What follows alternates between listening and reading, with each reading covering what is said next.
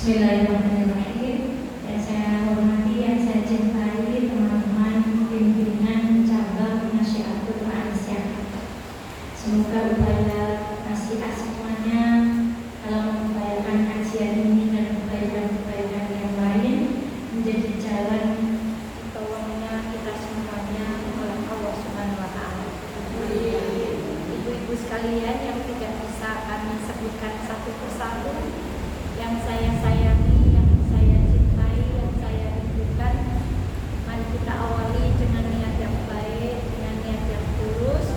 Kita buka. Assalamualaikum warahmatullahi wabarakatuh. Waalaikumsalam warahmatullahi wabarakatuh. Alhamdulillahirabbil alamin. Alhamdulillahilladzi la ya'til hasanata illa Asyhadu an la ilaha illallah wa asyhadu anna Muhammadan abduhu wa rasuluh. Allahumma salli ala Muhammad wa ali Muhammad kama shallaita ala Ibrahim wa ali Ibrahim innaka Hamidum Majid. Sehat selalu Ibu. Alhamdulillah. Atas izin Allah, atas kasih sayang Allah, atas rahmat Allah, siang hari ini di antara ribuan perempuan yang ada di kantor, Ibu menjadi salah satu, salah dua, salah tiga orang-orang yang dikehendaki oleh Allah untuk hadir di tempat ini. Semoga janjinya Rasulullah bahwa Rasulullah bersabda ketika hujan pintu langit itu dibuka oleh Allah. Semoga dengan dibukanya pintu langit siang hari ini turun rahmat Allah untuk kita semuanya, turun keberkahan Allah untuk kita semuanya, turun kasih sayang Allah untuk kita semuanya. Amin ya rabbal alamin. Shalawat dan salam semoga senantiasa terlimpah kepada baginda Muhammad sallallahu alaihi wasallam, Nabi yang memiliki sahabat yang luar biasa yang bernama Abu Bakar. Putranya Abu Bakar sinten mawon? Satu, Asma.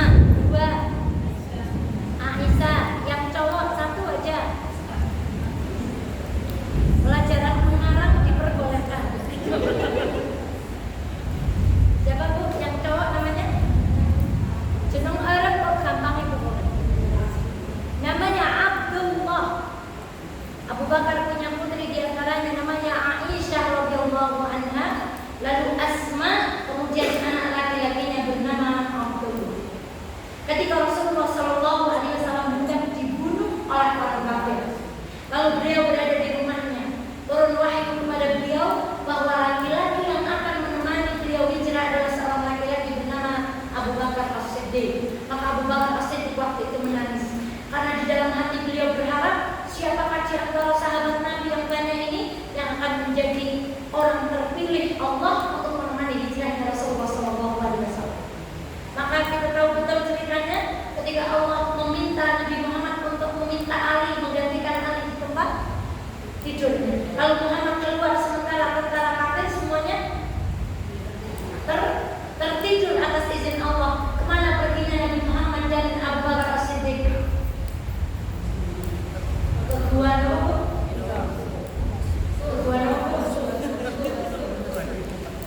Lorong pertanyaan gua tempat menerima wahyu namanya gua tempat Rasulullah bersembunyi dengan Abu Bakar namanya gua.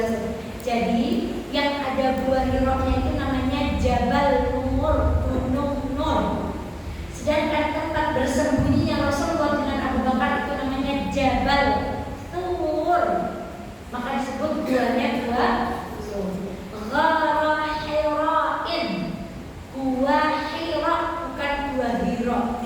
Tapi karena jadi Arab atau akan ketat menjadi gua Hira. Yang betul gua apa? Gharah Hira'in. Gua Hira.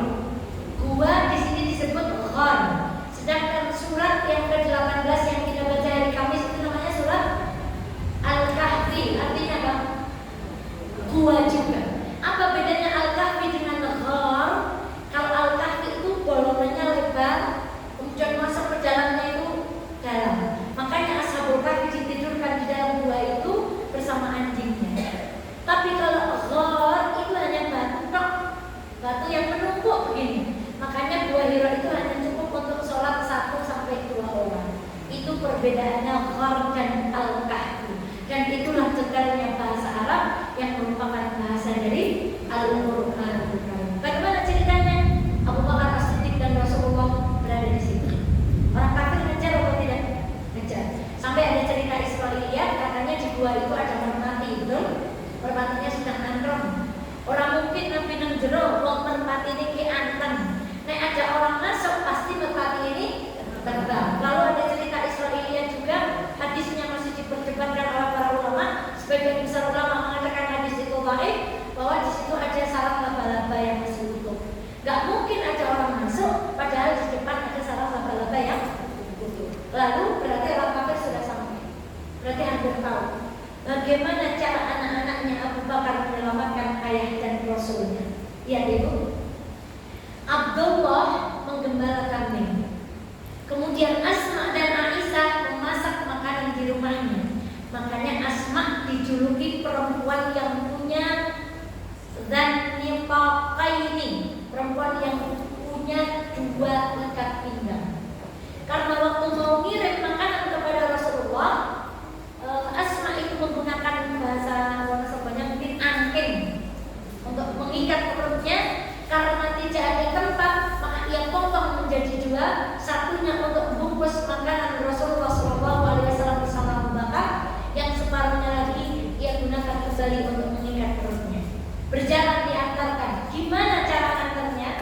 Makanan ini dibawa Abdullah, disiapkan Asma. Abdullah sambil menggembala kambing. Nanti kalau orang kafir Quraisy tahu jejaknya kambing, ketahuan atau tidak? Tahu jejaknya Abdullah kan ketahuan. Maka caranya ketika Abdullah berjalan, budaknya Abdullah ini disuruh aman kambing, sehingga tapak kakinya Abdullah ini hilang oleh tapak kaki kambing. Begitulah contoh keluarga yang bapaknya, ibunya, anak lanangnya, anak wadonnya, bahkan budaknya, kalau sekarang mungkin di rumah khadamahnya, semuanya kompak untuk menegakkan agama Islam. Maka ibu, bismillah.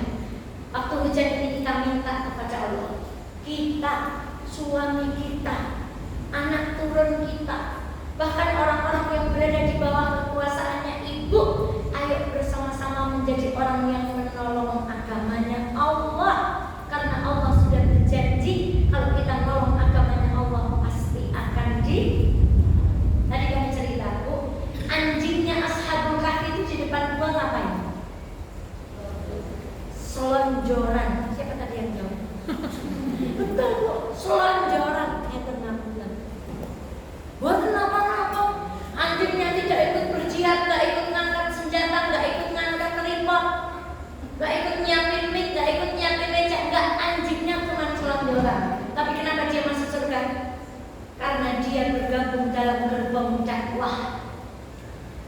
Bayangkan, kalau ada anjing selonjoran, rebahan, jegongan saja sama Allah jeman, gara-gara dia bergabung dalam dakwah. Apalagi ada bu guru, ada era, ada ibu-ibu, udan-udan, teles-telesan, mergo aja naos, mungkin dia onten kota amal, duit dia arep telok, gitu Bu.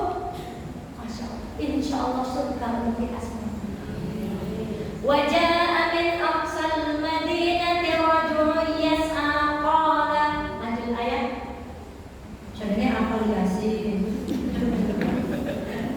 Tadi pagi saya ceritakan di surah Yasin itu diceritakan ada seorang pemuda dari pinggiran kota datang kepada sebuah kaum yang telah diutus 3 nabi di dalam kaum itu. 3 nabinya ini gak ada yang didengar. Datang dari desa pemuda, jeluk. Wahai kaumku, ikutilah 3 rasul ini. Lawang rasul saja tidak dihindar, apalagi pemuda ini. Lalu pemuda ini dibunuh. Di dalam tafsir surat Yasin dijelaskan pemuda ini akhirnya masuk surga. Kenapa masuk surga? Kenapa masuk surga? Tadi pemuda ini cuma ngapain? Cuma ngomong zonaji, begitu toh. Masuk mangkat. Yang diberitahu mangkat atau tidak, insya Allah yang ngajak sudah dikabulkan surga sama Allah. Apalagi yang ngajak dia berangkat, yang dijak, itulah dakwah. Itulah yang sedang kita bersama-sama di gerbong ini. Maka jangan pernah motong dalam berdakwah. Ingat kisah Nabi Yunus. Begitu kaum Ninawa tidak mau mendengarkan dakwahnya, Nabi Yunus kemana? Pergi. Naik apa? Kapal. Setelah naik kapal dimakan apa? Peng-NA, peng-Aisyah, peng-dakwah, naik keuntungan, siap-siap dipangan ikan paus. Entah keluarganya, entah anaknya sendiri, entah pasangannya sendiri, orang-orang yang memotong dakwah, wong Nabi aja ditegur kok dimakan ikan paus, apalagi orang biasa keuntungan dalam berdakwah. Contoh yang membuat kita memotong dalam berdakwah, kita ngajak orangnya jadi begini. Pas mengurusi URP mulia, urusannya URP, jadinya kita gini. Oh ya bener banget, ngapa kan caranya ngurusi URP, kerenetan ngaji makan dari pas kasih, akhirnya kita putus asa dalam dakwah. Kalau keputus asaan yang kedua, ibu kalau lihat negaranya sekarang optimis atau pesimis? Pesimis ya bu?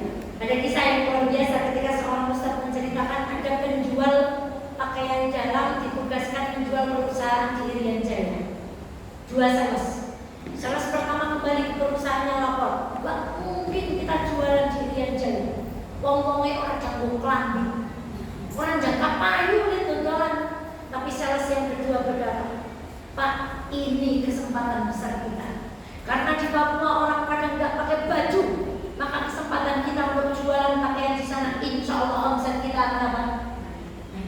Jadi sama, kita melihat rekam seperti apa, lihat Wonosobo seperti apa, yang diagung-agungkan apa bu? Tapi ini Wonosobo Antartika, jangan kesini. Jangan pesimis. Kita lihat sekarang orang ngaji itu berduyun-duyun. Insya Allah karena mereka nggak kenal Islam, iya itulah tugas kita semuanya untuk mengenalkan mereka kepada Islam. Insya Allah masih begini-begini karena belum tahu Islam. Maka kenapa banyak turunkan merajalela karena yang sudah tahu kebaikannya dia. Kita nggak boleh diam, nggak boleh masuk surga sendiri. Ngejak INA ngaji itu nggak dapat biji. Ayo wong NA ngejak INA ngaji itu bijinya cilik cara berburu. Tapi orang NA ngejakin orang yang nggak pernah ngaji jadi ngaji itu baru nilainya 9. Itu namanya jihad. Maka ibu-ibu sekalian yang dirahmati oleh Allah, sore hari ini semoga Allah perkenankan kita semuanya menjadi wanita-wanita yang telah akan mendapatkan syafaat baginda Muhammad Sallallahu Alaihi Wasallam. Judul kajian kita hari ini mengambil pelajaran dari Mawar Nurun. Ibu kalau klik di Google Mawar Nurun yang keluar bunga apa? Bunga apa yang keluar? Yang seperti Kamboja itu, tapi kembangnya pink. Apa jenis yang saya bukan ahli perkembangan kalau pakai ini. Pokoknya ngeklik Mawar Nurun yang keluar itu. Tapi apa maksud dari kajian kita hari ini? Kita akan belajar dari wanita-wanita tangguh yang terlahir dari gurun yang ada di sana. Ketika Allah menurunkan Nabi kita, wiwadin ghairi zara'in di Makkah Mukarramah wal Madinah al-Musyaffafah. Siapa perempuan-perempuan hebat yang lahir dari gurun-gurun itu? Sebelum masuk pada materi inti di dalam salah satu ayat di dalam Al-Quran, ibu tentu ingat kisah seorang perempuan yang bernama Nusaybah binti Ka'ab. Siapa yang masih ingat? Istrinya Fir'aun namanya Asiyah bintu Muzahib. Sebagai pembuka, baiklah kisahkan kisah seorang perempuan bernama Nusaybah, anaknya Ka'ab. Siapa bu? Suatu malam ia bangun lebih awal dari suaminya. Ia sedang menggiling gandum. Allah. Ini contoh. Wong lanang kali wong wadon tanginya dia cinta bu. Jangan cari kudune kados niku ya bu. Wong wadon tangi pun langsung pikirannya nyambung, urip nang bisa cuci, baru berduit tahu nang-nang. Kan gitu bu. Laki-laki tidak bisa. Kalau lagi pegang nabi ditakoni nyawa enggak? Karena laki-laki itu fokus besar. Tapi kalau perempuan mesin cuci nyala, kompor dua-duanya nyala, sambil punya itu semuanya bisa nyambung. Kamu dulu, pilih gandum.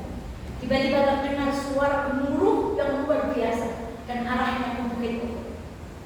Lalu dia meyakini betul, ini pasti musuh Allah yang bersiap-siap Allah ibu kita semuanya berkesempatan menyambangi Bukit Uhud insya Allah. Lalu ia bangunkan suaminya. Apa dia berkata pada suaminya? Panggil suaminya kira-kira? Kalau bangunkan suami gimana caranya? Tolong isu. Gue itu berkorban dengan jual mana pak? Mangel. Demi Allah suami kita nggak bangun. Yang ada suara yang luar biasa menuju ke Bukit Uhud. Mungkinkah itu pasukan kafir yang siap menghabiskan saudara-saudara kita muslim? Ketika Nusaybah membangunkan suaminya, ia sudah membawa pedang. Bawa pedang ini, naik kuda, pergilah perang bersama Rasulullah SAW. Jangan kembali sampai engkau menang. Pergi suaminya. Setelah pergi berperang di medan Uhud, datang utusan Rasulullah SAW. Assalamualaikum ya Nusaybah. Wahai utusan Rasulullah, apa yang kau bawa? Aku mengabarkan bahwa suamimu telah gugur. Ya, karena kata Nusaybah tadi jangan kembali sampai suaminya benar-benar. Lalu dia menangis. Dilihat oleh dua anaknya yang bernama Ammar dan Sa'id. Ammar waktu itu usianya 15 tahun. Ibu, kenapa engkau menangis? Aku tidak menangisi ayahmu karena ayahmu sudah menang. Tapi ibu sedih, tidak ada yang bisa ibu andalkan lagi untuk berjihad. Ibu hanya punya engkau. Kemudian Ammar berkata, wahai ibu, bolehkah aku berperang bersama Rasulullah? Masya Allah, ibunya senang sekali. Berangkat Ammar bersama adiknya dengan pedang dan kuda seberang macam ibunya. Tidak lama kemudian datang utusan Rasulullah SAW mengabarkan bahwa dua putranya gugur. Apa yang dilakukan Nusaybah? Menangis lagi. Aku tidak menangisi anaknya, tapi sekarang aku tidak punya apa-apa lagi untuk aku korbankan di jalan Allah. Bolehkah aku berperang? Kata utusan itu, tidak boleh. Perempuan tidak boleh berperang. Kemudian Nusaybah protes kepada Rasulullah SAW, bolehkah aku ikut berperang? Iya. Nusaybah menjadi perawat pasukan Rasulullah yang terluka. Pada saat Nusaybah sedang menuangkan air pada salah satu pasukan yang terluka, tiba-tiba rambutnya, mungkin hijabnya itu ada yang basah mengenai hijabnya. Ternyata cipratan darah dari seorang tentara muslim yang kepalanya dipenggal oleh tentara kafir. Tak bisa menahan emosi Nusaybah. Ia langsung mengambil pedangnya, ia naik ke kuda, kemudian dihabisi laki-laki ini dan seterusnya. Nanti Nusaybah sampai berperang memerangi nabi palsu. Siapa nabi palsu? Kalau alamat palsu yang nyanyi. Kalau nabi palsu, pokoknya sengsara ngaji kalian baik apa takwa nih baik pokoknya. Musailamah al-kadzdzab, orang yang pandai berdusta. Saking senangnya berdusta sampai mengaku menjadi seorang. Itulah Nusaybah. Yang dikasih Allah apa itu? Suaminya, kedua anaknya. Allah. Lalu kita hari ini mau putaran? Maaf ya Bu, itu sih ngomong. Ada seorang wanita kurun yang mengorbankan suami dan anak-anaknya di jalan Allah. Lalu hari ini paling dalam sepernikahan, nasasahan, sibuk demi Allah. Kalau ada orang berkata, kenapa nggak pernah ngaji Mbak? Mbak Ibu saya urusan di bidang pendidikan. Semakin Anda jauh dari pengajian, urusan Anda di rumah tidak belum selesai. Tapi kalau kita punya urusan, kalau kita pergi ke pengajian, kita mendekat ke Quran, kita mendekat ke orang-orang saleh, betapa banyak urusan kita diselesaikan Allah ketika kita mengurusi urusan orang lain. Yang pengumuman bukan ini, tapi pengumuman baginda Muhammad SAW. Wallahu fi aunil 'abdi ma kana al-'abdu fi auni akhihi. Demi Allah, Allah akan menolong seorang hamba selama dia dalam keadaan menolong saudaranya. Tidakkah kita yakin dengan satu kalimat intan surullah yang surukum? Bisanya tenaga, maka tenaganya. Bisanya duit, maka duitnya. Bisanya kendaraan, maka kendaraannya. Tapi semuanya dalam rangka intan surullah yang surukum. Wajibin akdan. Karena ketemu orang dakwah untungan kok dipangan orang Ibu. Bahkan berbutekan untungan pangan ikan paus.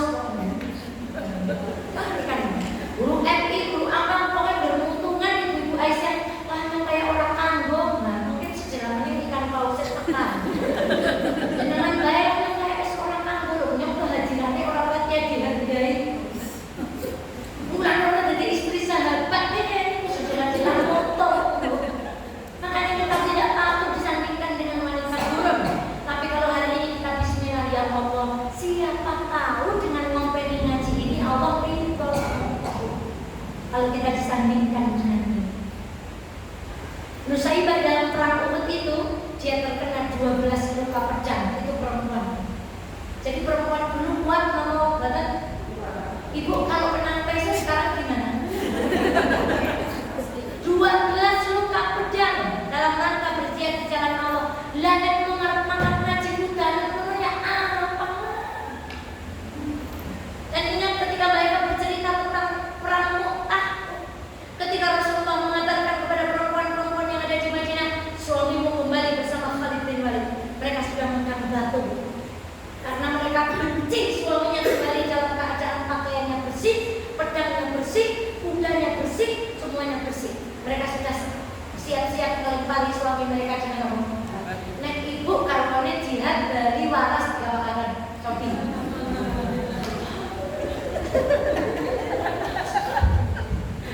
Mereka siap bantu. Karena ketika mereka pamit jihad, doanya perempuan-perempuan gurun itu berkata, berangkatlah dan pulanglah dalam keadaan lebih bertakwa kepada Allah. Lalu ditafsirkan oleh para ulama sejarah, maksud kata-kata perempuan itu berangkat. Andai engkau pulang kakinya tinggal satu, engkau dalam keadaan lebih dekat kepada Allah. Andai engkau pulang tanganmu tinggal satu, itu engkau dalam keadaan dekat kepada Allah. Lalu bagaimana dengan kita? Karwan yang pan ngaji, pan aktif, pas semangat, kalah-kalah lebar. Orang senang sekekah semua orang jalan kayak genopeh keluar. Nanti kita ngajian ada perempuan seperti nyamuk dan ada perempuan seperti kementul. Do you know kementul? Kapan-kapan kita kaji. Tapi kita akan masuk yang bawa Al-Quran ke Bu. Yaudah bawa PB. Surat At-Tahrim ayat ke-10. Halaman 561. Surat At-Tahrim surat ke-26. Ayatnya ayat 10. Sudah ketemu? Cepat bunyi dulu Quran kalian macam ketika sihat. A'udzu billahi minasyaitonir rajim. Bismillahirrahmanirrahim. Daraballahu mathalan lilladzina kafaru. Allah membuat permisalan. Untuk siapa? Untuk orang-orang kafir. Siapa? Imra'atan Nuhin wa imra'atan Lut. Anehnya, yang dibuat permisalan untuk orang kafir justru istrinya seorang nabi, dan itu adalah orang muslim. Contohnya buat siapa Bu?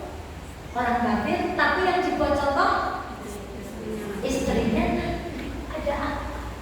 Lalu para ulama mengatakan, inilah gambaran seorang perempuan yang hidupnya sama orang Islam, temannya orang Islam, lingkungannya semuanya Islam, kakek nenek buyut canggah semuanya Islam, sekolahnya di sekolah Islam, organisasinya organisasi Islam, tapi hidupnya tidak dengan gaya Islam.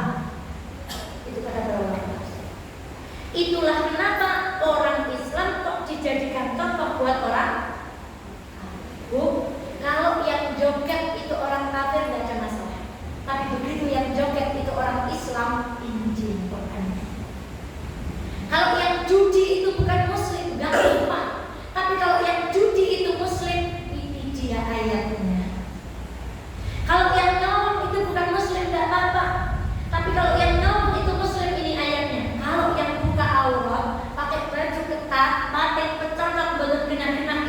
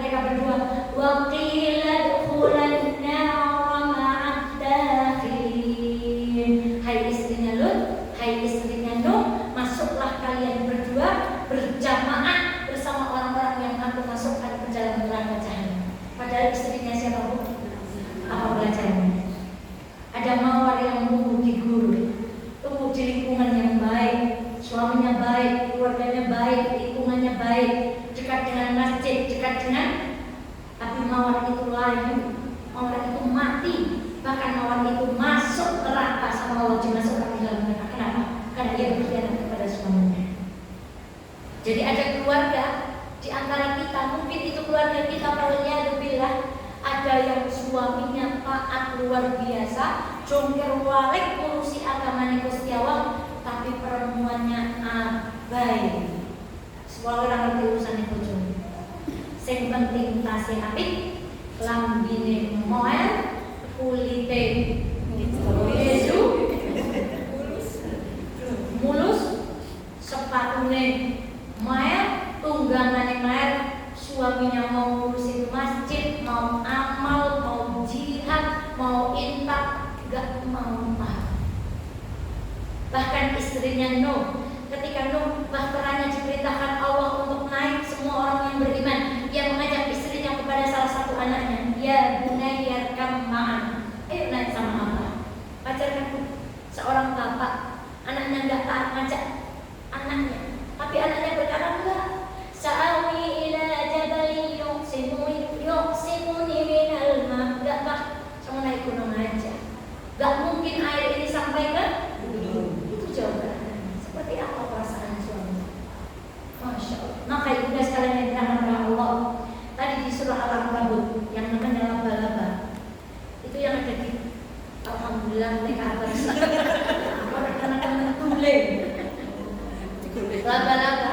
Kalau ibu menang di rumah laba-laba, itu pasti dihuni oleh laba-laba perempuan. Laba-laba laki-laki akan datang mengawini laba-laba perempuan ini. Begitu selesai mengawini, laba-laba laki-laki ini akan dibunuh oleh si perempuan ini. Ini contoh perempuan yang nyaploki bojone, mateni. Lalu, wa daraballahu innallaha la yastahi yadriba mathalan ma ba'udah, nyamuk. Ibu tahu yang gigit itu nyamuk betina atau jantan? Betina. Sing nyokoti menusuk pedih itu biasanya dilakukan oleh siapa?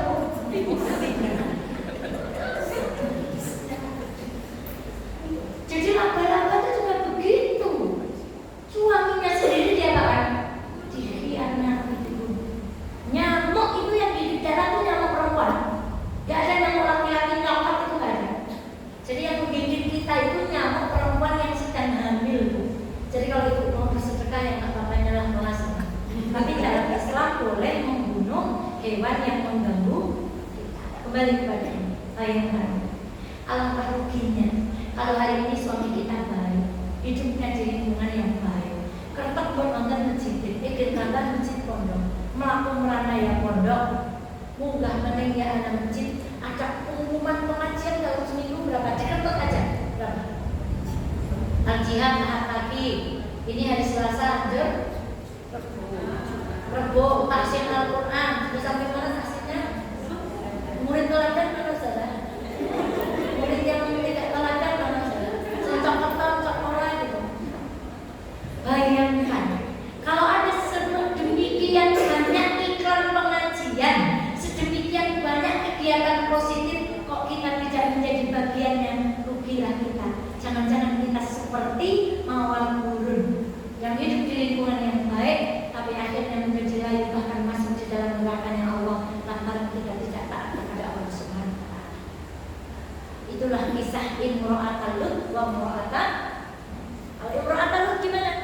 Nabi Lut terkenal kaumnya laki-laki dengan, kalau ibu nonton YouTube, kaumnya Nabi Lut itu ketika dibongkar kan batunya itu tindih-tindihan, laki-laki berpelukan dengan, menurut para sejarah dulu pernah digali, tapi karena gambarnya memalukan, lukisannya memalukan, ditutup lagi, digali lagi oleh para ahli sejarah untuk kepentingan penelitian, matchingkan Al-Quran dengan sejarah-sejarah yang ada. Laki-laki dengan laki-laki semua.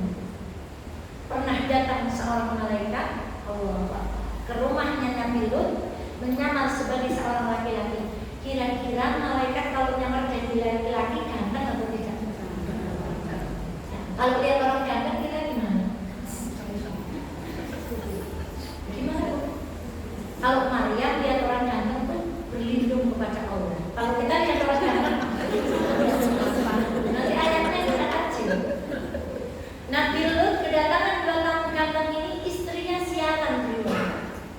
Di rumahku ada 2 laki-laki yang sangat tampan. Biar aja, lihat aja.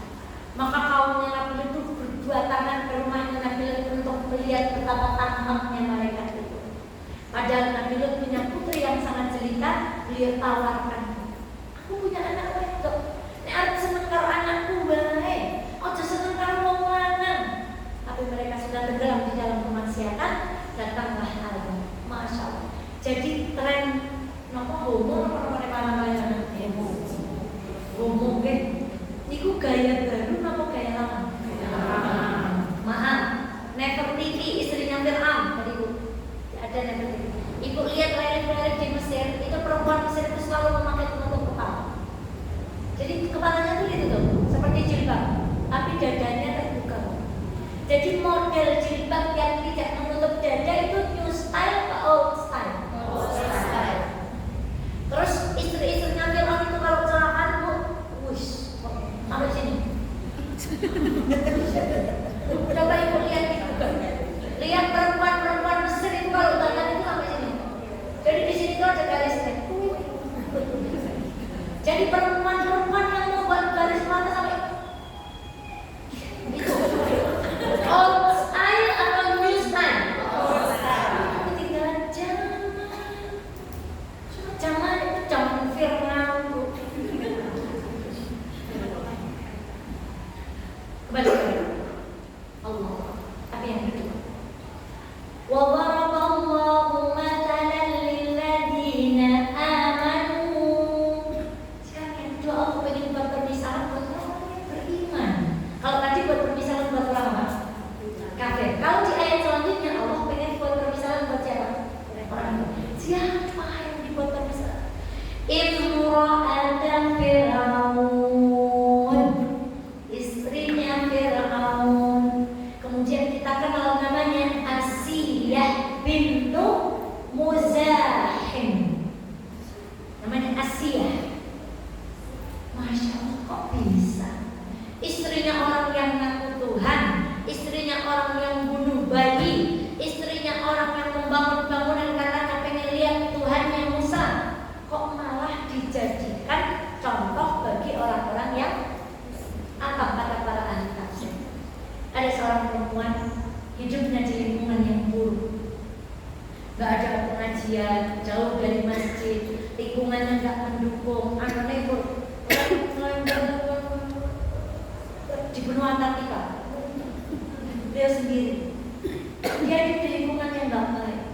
Tapi demi Allah, keburukan itu sedikit pun tidak memberi pengaruh terhadap keislaman.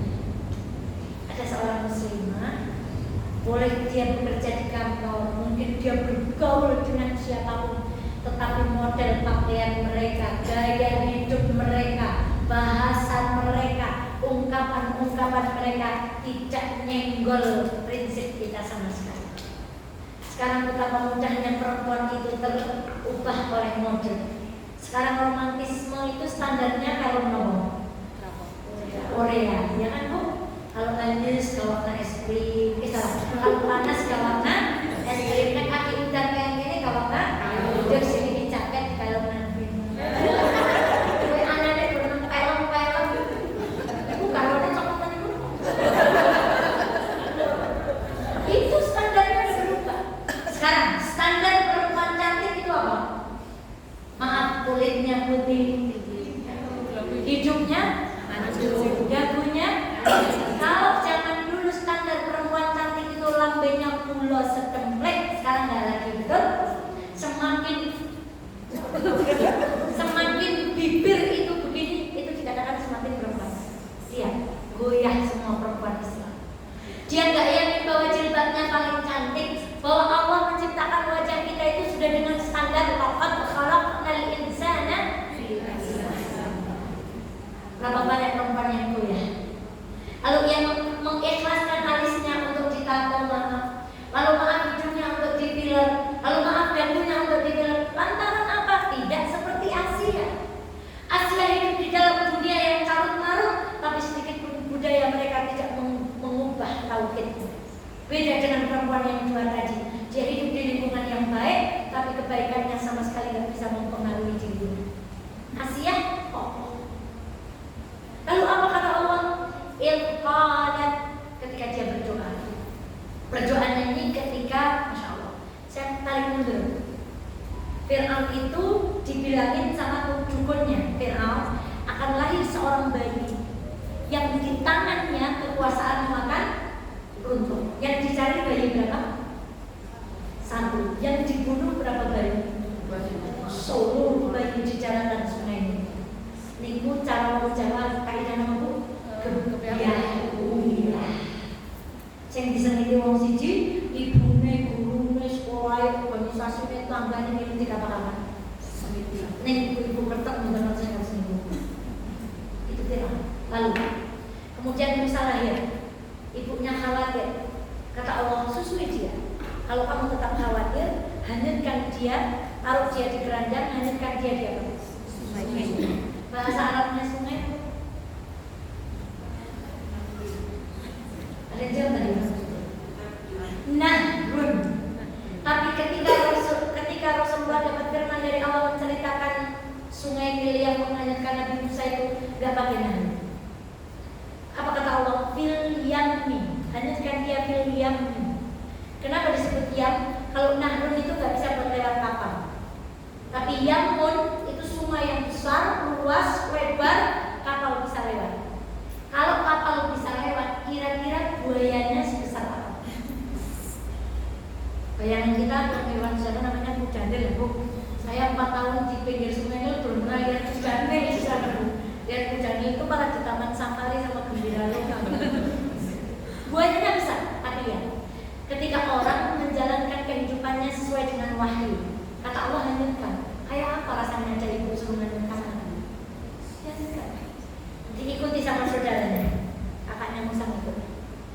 Singkat cerita, ketemu sama istrinya Fir'aun dulu, diambil sana. Lalu dia bilang gini, ya, boleh nggak kalau bayi ini aku dibunuh ya? Please, buat aku. Bilangnya gitu kira-kira ya Bu. Sekarang, Fir'aun tadi membunuh apa Bu? Dia ngaku apa? Tuhan. Faqala ana rabbukumul a'la. Dia bilang pada Haman, bangunkan aku bangunan yang tinggi supaya aku bisa naik, kemudian aku bisa melihat Tuhan yang Musa. Coba lihat kalimat Fir'aun. Sombongnya luar biasa. Dibangunlah piramid. Aja laki-laki ngaku Tuhan. Bangun bangunan katanya pengen lihat Tuhan. Bunuh puluhan ribu bayi. Padahal yang dicari bayi laki-laki. Tapi istrinya bilang gini, wah, jangan dibunuh, please buat aku. Laki-laki itu bisa tunduk. Laki-laki yang muslim pun. Pertanyaan saya, kira-kira Asia perempuan baik-baik atau tidak? Kira-kira Asia di rumah taat sama suaminya atau tidak? Lembut atau kasar? Nadanya tinggi atau rendah? Cok meremut atau ajak senyum? Jujur atau cok makusi? Umpami Asia bintu Muzahir itu buatan mana? Umpami beliau bukan perempuan yang lembut, umpami beliau bukan perempuan yang taat. Ketika dia bilang, jangan dulu bayi ini, kira-kira berapa? Kira-kira berapa? Jadi bukan ngerti, yang tadi nunggu bayi lana. Wah, gue tak patahnya orang anak pengecualian. Jadi orang 16 cara bayi, tapi berlangsung atau tidak? Inilah yang dibahasakan oleh guru-guru kita. Masya Allah, perempuan itu kalau taat, bisikannya kepada suami itu tembus sampai langit. Andai hari ini suami ibu kalah, tapi ibu taat di rumah lembut, itu didengarkan Allah. Suatu saat permintaan ibu akan ditembuskan dalam. Itu kata para guru kita. Jadi perempuan itu hati-hati kan jika jenengan bojone jenengan loh, hati-hati loh, orang koyo bojone itu bisikan suami yang juga tembuskan. Sekarang kita rubah. Kalau cerewet apa kemarin? Banyak bicara. Pandai berdiskusi. Kalau galak apa? Tegas. Kalau pelit? Hati-hati. Jadi suami saya pelit, suami saya sangat hati-hati. Suami saya banyak bicara apa? Pandai berdiskusi. Suami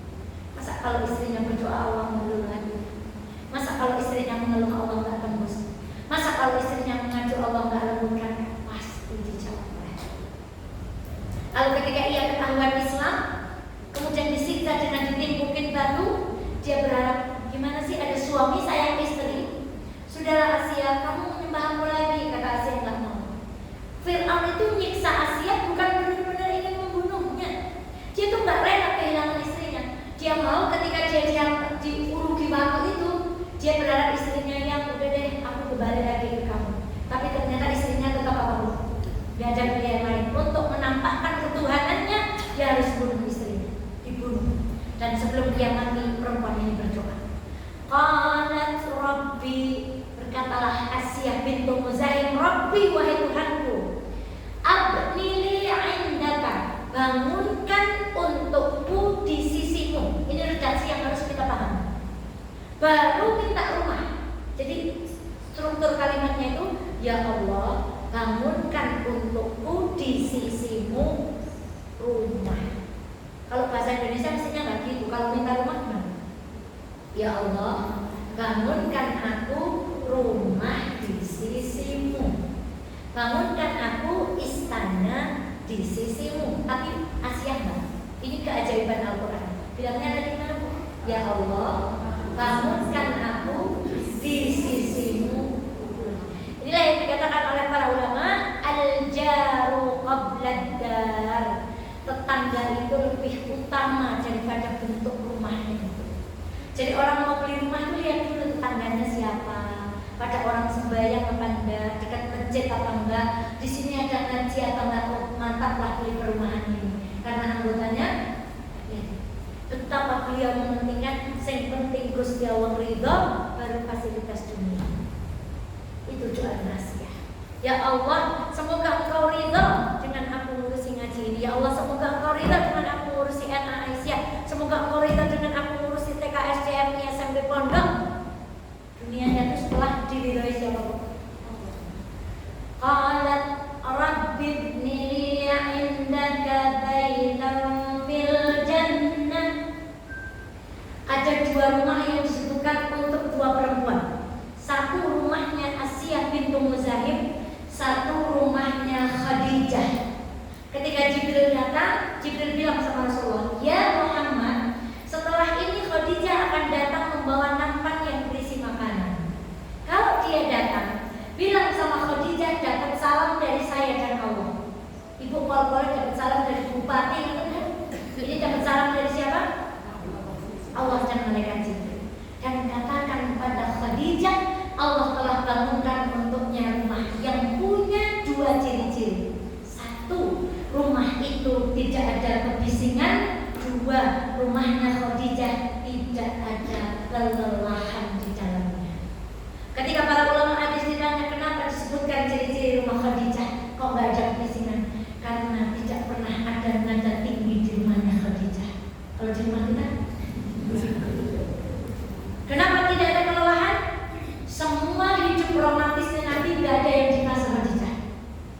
Adanya sama Aisyah. Mandi bareng sama siapa? Aisyah. Coklat-coklatan sama siapa? Aisyah. Minum segelas berdua sama siapa? Aisyah. Mandi berdua sama siapa? Naik unta kemudian Rasulullah membiarkan tangannya diinjek oleh istrinya sama siapa? Sama Sofia. Lomba lari sama siapa?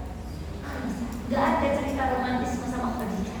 Kenapa itu? Karena sepanjang pernikahan Rasulullah dengan Khadijah semuanya perjuangan. Gak ada kisah romantis. Gantinya apa sama Allah? Kamu diajari rumah yang gak ada lelah lagi. Karena sepanjang hidupmu bersama Rasulullah sudah tahu lelah.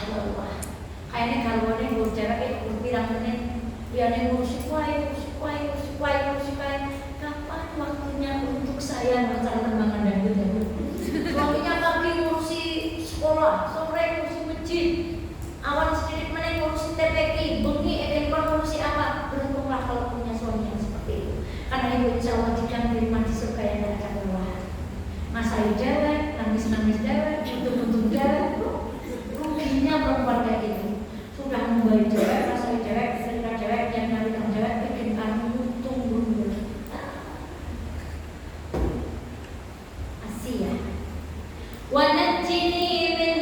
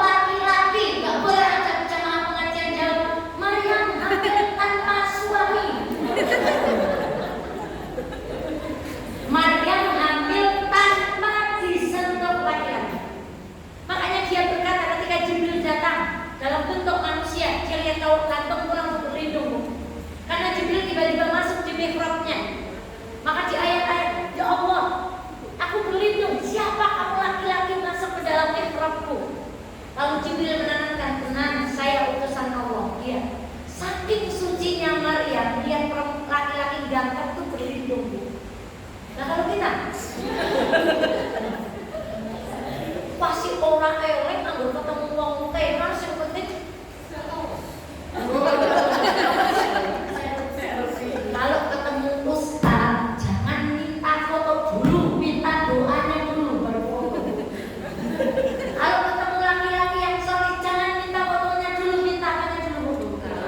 Maryam itu berlindung.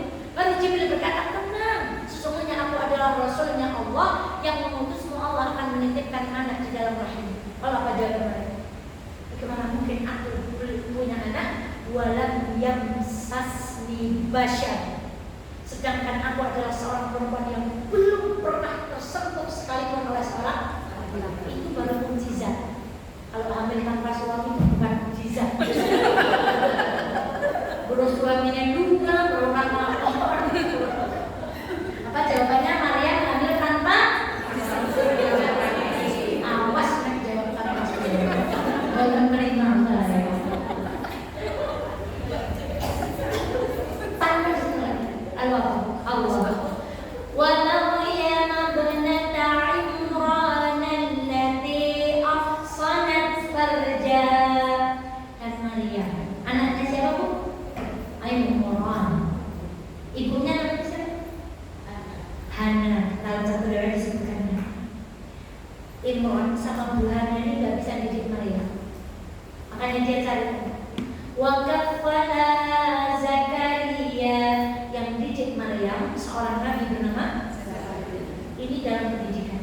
Ketika kita di rumah gak mampu pulang ngaji, gak mampu, kita pasrahkan kepada harinya di pondok pesantren, di sekolah-sekolah yang ada pelajaran Islam.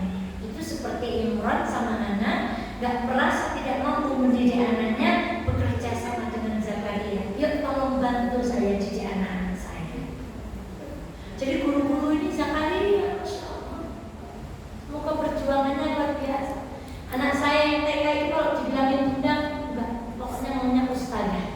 Katanya guru kalau mau bubuk harus wudu sama harus mereng kanan. Kalau bundanya yang bilang lewat, tapi kalau guru yang bilang sampai rumah langsung laporan. Hebatnya guru TK itu. Makanya kalau nggak ikhlas, bayarannya sedikit, orang ikhlas. Saya ngapa-ngapa bingung jawabnya tetap gajinya kantor sih. Balik ke Maryam. Ada kalimat yang harus digarisbawahi. Yang kelima ada kalimat ahsanat. Apa itu kalimat ahsanat? Ahsanat itu kalau dicari asal katanya itu artinya benteng. Dan Maryam anaknya Fir'aun yang membentengi farajnya, maluannya. Kok nggak nutupi? Kok di Al-Quran ini dibilang bentengi? Karena sekarang banyak perempuan muslimah bajunya rapat, kemaluannya ditutup, tapi dia tidak membentengi kemaluannya, dia masih jatuh berzina. Maka gimana jilbab sama pakaian muslim ini bukan menutup, tapi bagi kita apa Bu? Benteng. Nek wis nggo klambi kene, ya orang anak alumni membawa petaka itu. Ya Allah, jadi sini nanti.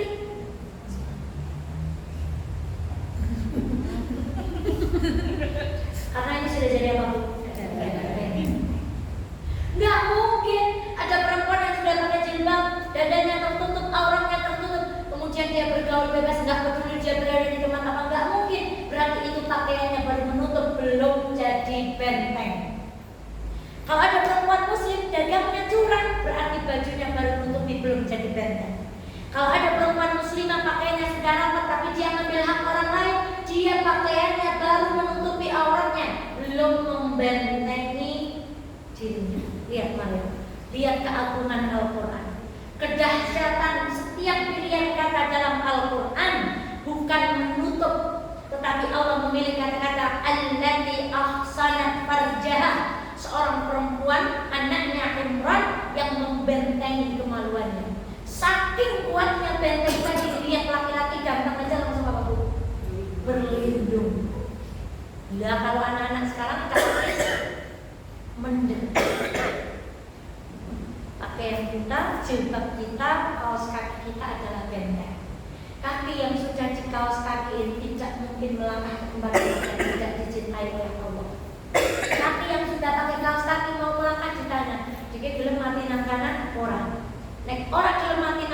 usah turun tangan. Seorang pengusaha besar pun tokonya gede, cita-citanya saya datang kiosnya atau ke masjid. Saya dalam bacaan ngitung duit, maka saya dalam bacaan sujud. Kita tegel-tegelnya bahwa kaki ini melangkah ke tempat yang tidak dicintai oleh Allah. Kalah-kalah Mbak Eva bisa.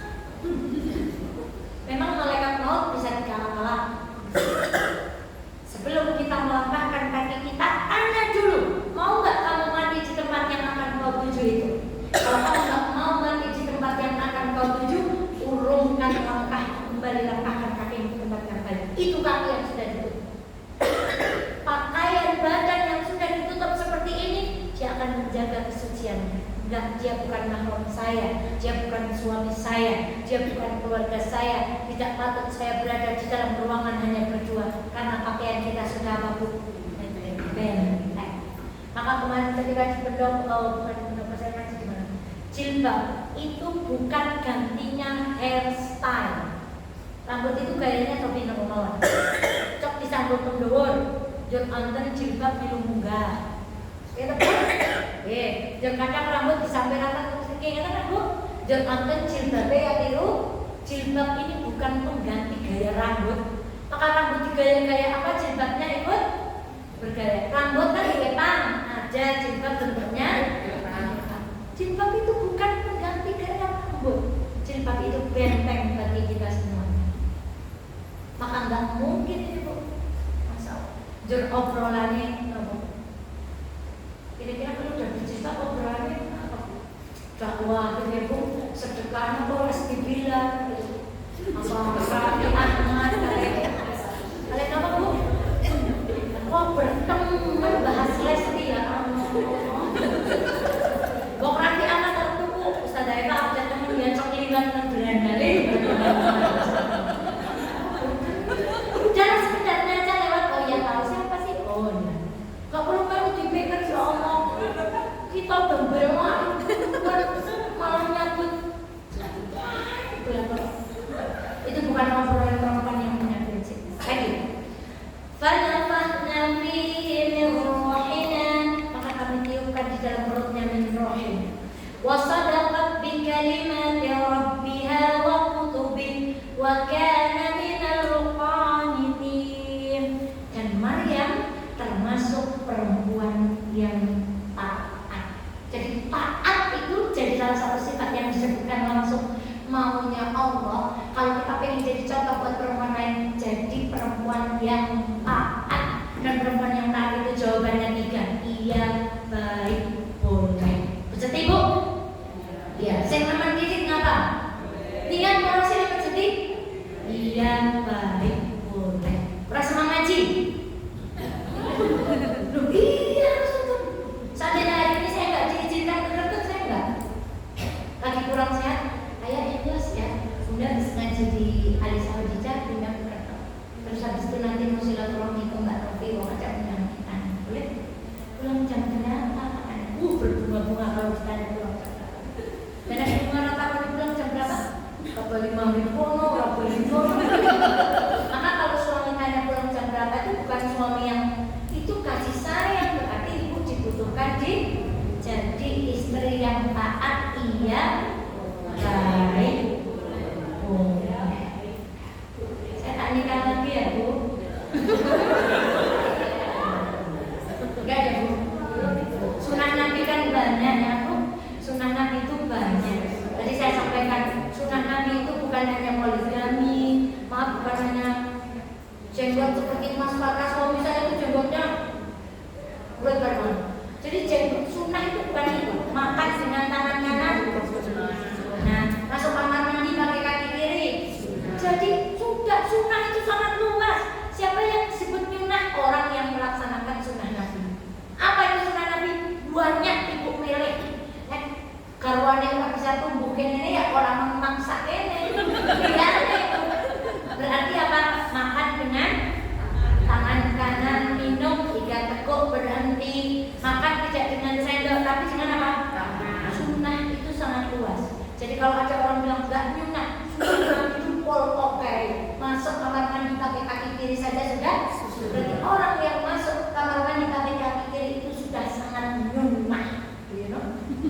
Baik, maksudnya apa nih? Enggak ada maksud. Jadi siapa perempuan yang tadi dijadikan contoh buat orang kafir? Siapa perempuan yang dijadikan contoh buat orang mukmin? Istrinya Fir'aun dan Maryam bintu Imran. Hati-hati berbisik kepada orang tentang suami kita. Suami kita orang baik, suami kita orang taat, suamiku sangat penyayang. Meskipun beliau tidak romantis, katakan suami saya sangat romantis. Itulah bisikan perempuan beriman. Itulah mawar-mawar yang tumbuh di gurun. Ibu ajeng milih kaya bojone Lut, kaya Nuh ya oleh. Gak jadi kaya Asia, kaya Maryam ya oleh. Hidup itu pilihan. Kalau nggak pakai jilbab ya kena aurat. Kalau nggak ngaji ya di rumah ngapa-ngapain. Maka orang terhadap hujan itu ada 3 sebagai contoh. Anak wong nalikane hujan ora oleh apa-apa. Kan makan ngaji, hujan. Dan rumah apa dia orang lain dosa rumah. Dia kok bingung kan apa? Berikan opes, asas tenis, umbahan manis. Jadi nggak ngaji tapi di rumah nggak berbuat dosa. Itu orang yang hujan nggak dapat apa-apa. 2, orang yang hujan nggak berdosa. Main hujan mane. Nek hujan kayak gini ya nyong gombalane ora. Kowe wong oleh dosa nalika hujan. Siapa yang paling beruntung ketika hujan dapat pahala? Ngaji, palingan, masya Allah. Monggo terus panggilan dibegaring ganjaran insya Allah buat menemukan. Maka setiap hujan pastikan kita menjadi orang-orang yang dapat pahala. Doa hujan turun. Terus maju sepira. Doa hujan yang besar sekali. Allahumma hawalaina wa la alaina, Allahumma ala dhirabi wal akami wa butunil awdiyati wa manabidis syada. Doa dengan hujan dengan petir. Hujan dengan angin. Doa ketika ada angin kan. Allahumma inni as'aluka khaira ma fi hadari wa khaira ma arsalta bi wa na'udzu bika min syarri ma fi hadari wa syarri ma arsalta bi. Hujan yang mandek guru TK siapa? Doa hujan selesai. Apa bu? Besok kenapa? Alhamdulillah mutirna bi fadlillahi wa rahmatihi. Doa hujan turun cewek, hujannya gede kayak mending cewek, metu berjige cewek, metu angine cewek, hujannya rampok, nek hujan turun innalillah, hujan rampok alhamdulillah, hujan metu berjige innalillah, metu angine. Terbukti orang ngaji tambah rampok. Ternyata kita banyak hal yang belum tahu. Minum ampun awal-awalan ngaji, ampun hubungan mungkin dimampukan. Demikian semoga manfaatnya. Saya akhiri. Assalamualaikum warahmatullahi wabarakatuh. Tadi surat nama?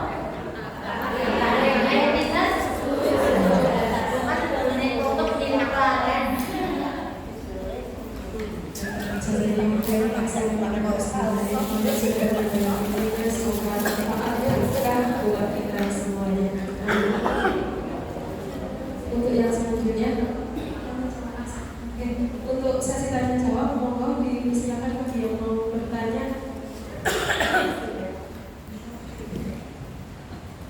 At-Tahrim ayat 10 sampai ayat pertama semuanya nggak ada pertanyaan.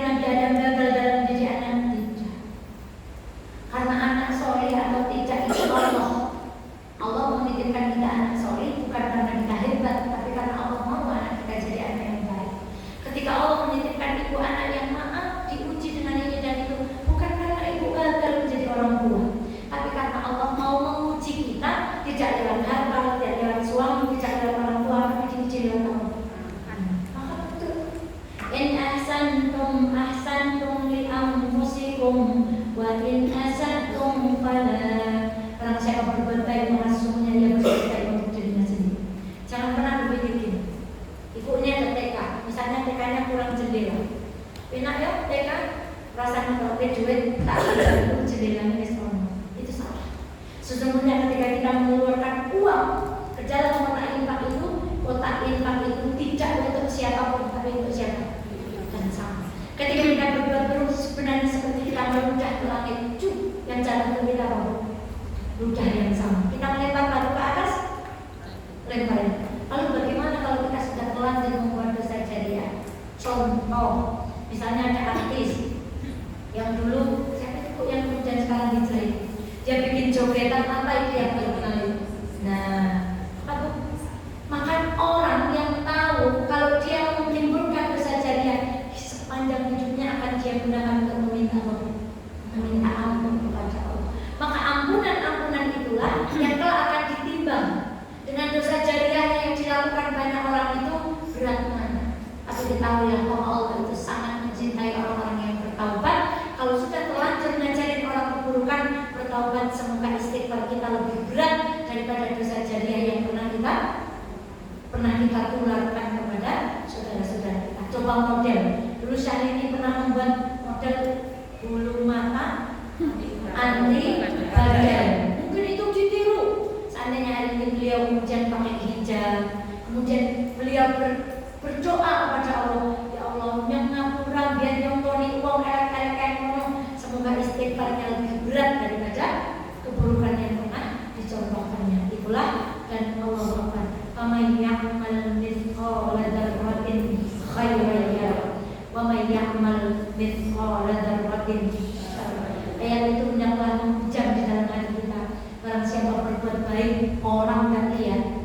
Itu sedekah 100 juta, semiliar, orang tak tahu. Orang bilang itu pelit, orang bilang itu gak pernah sedekah. Allah lihat atau tidak? Iya. Dan kita berbuat buruk walaupun kecil, Allah pun lihat. Makanya sebagai penutup kajian ini, pilih-pilih amal hasil. Tadi saya sampaikan ketika Syekh Misyari Rosid itu kemarin juga saya sampaikan di hari Sabtu. Halaka sirrun indallah. Apakah kita semua ini punya rahasia dengan Allah? Bainaka anta wa bainallah. Rahasia itu yang tahu hanya kita dengan siapa? Allah.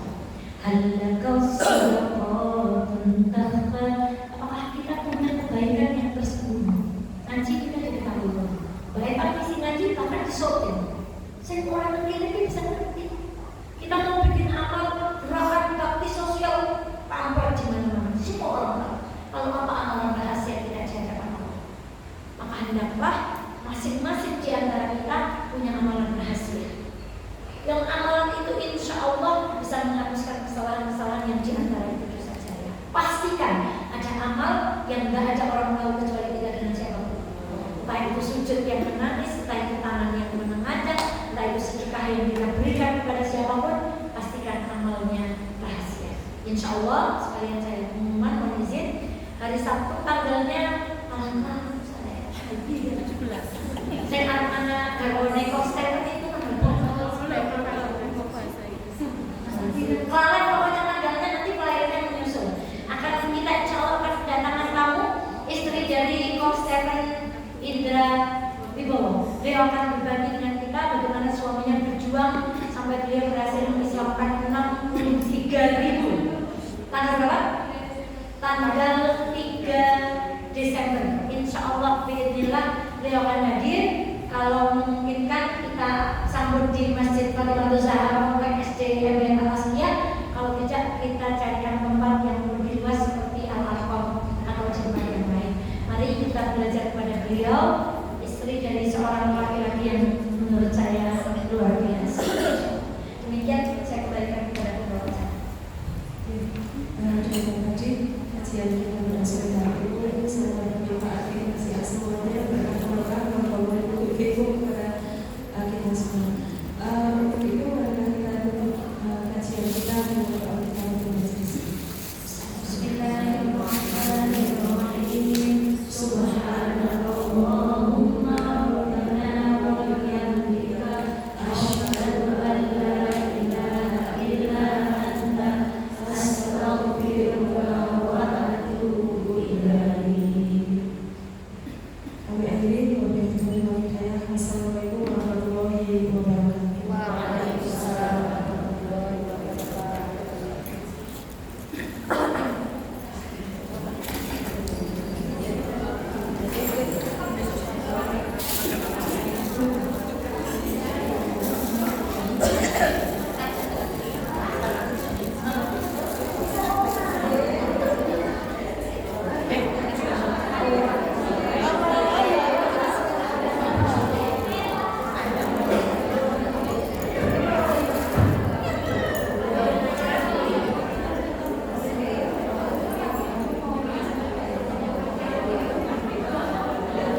Terima